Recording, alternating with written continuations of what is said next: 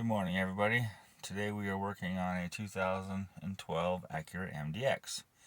And if you can see, it says check emission system.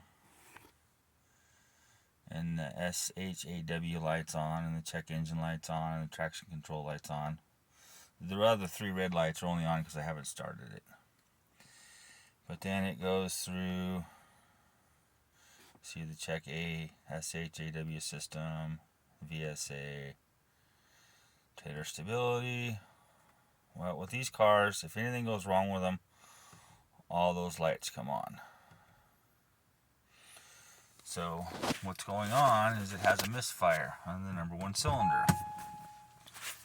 And so after further inspection, I come to the realization that none of that stuff on the dash has anything to do with what's wrong with the car.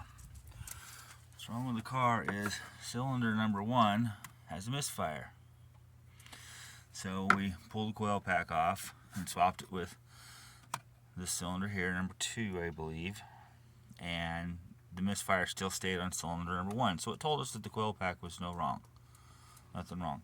If you go to the dealership, they'll change that coil pack on you and tell you, oh yeah, you needed it, and then you'll still have the same problem. And so we changed the spark plugs to see if it was a spark plug. It wasn't a spark plug.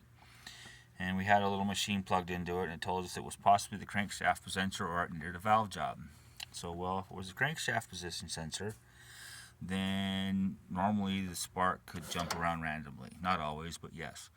So it also has a funny sound. And so we did a compression test on it. And there's no compression in the number one cylinder.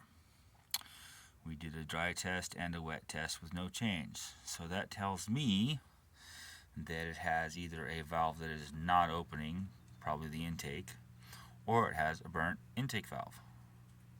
So we are going to pull all of this lovely stuff off. So you've already pulled the air box and the rubber hose, and I gotta pull these bolts out, and then these bolts out, and then those down inside of there, and pull off the air plenum to pull the valve cover. So we'll get started here and see where it goes.